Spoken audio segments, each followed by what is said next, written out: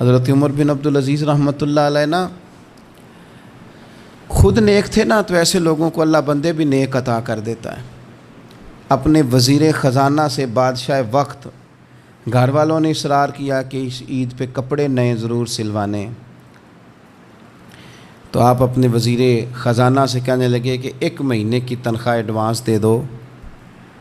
کپڑے بچوں نے لینے ہیں۔ وہ بھی کوئی رب کا بندہ تھا، کہنے لگا حضور کہیں سے آپ کو پکی گارنٹی مل گئی ہے کہ آپ نے مہینہ زندہ رہنا ہے؟ یہ نہیں اسے فرمایا تو کون ہوتا ہے مجھے صلاح دینے والا، تو کون ہوتا ہے میرا ملازم ہو کے وزیر ہو کے مجھے مشورہ دینے والا۔ حضرت عمر بن عبدالعزیز کی آنکھیں آنسوؤں سے بھر گئیں اور فرمانے لگے رب تیرا بھلا کرے، عمر کو حقیقت بھولنے لگی تھی، تو نے عمر کو یاد کرا دی، بھولنے لگی تھی۔ گھر آ گئے اور اپنے گھر والوں سے کہنے لگے میرے پاس گارنٹی نہیں ہے مہینہ جینے کی، لہذا میں تمہارے لیے ادھار نہیں پکڑ سکتا، دیر نہ کریں، وقت نہ ضائع کریں، قریب آ گیا ٹائم۔ داتا صاحب فرماتے ہیں یہ 2 چیزیں لالچ اور لمبی امیدیں تمہیں غلام بنا لیں گی، کچھ نہیں کر سکو گے، تاریخیں دیتے رہو گے، کل سے، پرسوں سے، ترسوں سے، اگلے ہفتے سے، شادی کے بعد سے، رمضان شریف سے، حج کے بعد سے، نہ دیر نہ کرنا، ایسا نہ ہو کہ پیغام اجل آ جائے۔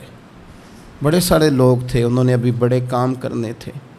تھوڑے دن پہلے میرے ایک پیار والے بزرگ دنیا سے رخصت ہوئے، تو مجھے کسی صاحب نے کہا کہ آپ ان کے لیے تاثرات لکھ دیں، تو میں نے کہا بس 2 لائنیں لکھ دیتا ہوں، مجھے اور تو زیادہ نہیں لکھا جا سکتا۔ انہوں نے کہا کہ لکھ دیں، تو میں نے لکھ کے دیا انہیں کہ میری ملاقاتیں ادھوری رہ گئی ہیں، ملاقاتیں ادھوری رہ گئی ہیں اور کئی باتیں ضروری رہ گئی، کچھ ضروری باتیں کرنی تھیں، خیال تھا کہ کریں گے لیکن یہ کب امید تھی، تو ملاقاتیں نا ادھوری رہ گئیں اور میری کئی باتیں ضروری، اس سے زیادہ کچھ نہیں لکھ سکتا، اتنی سی بات ہے۔ کئی ضروری کام ایسا نہ ہو رہ جائیں اور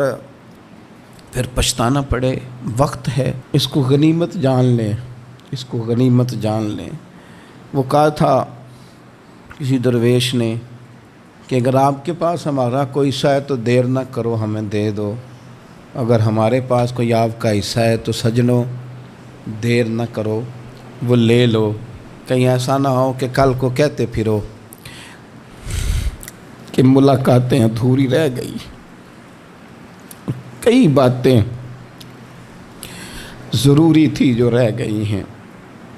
اللہ تعالیٰ بڑی جلدی سمجھ دے اور دل ہمارا پھیر دے۔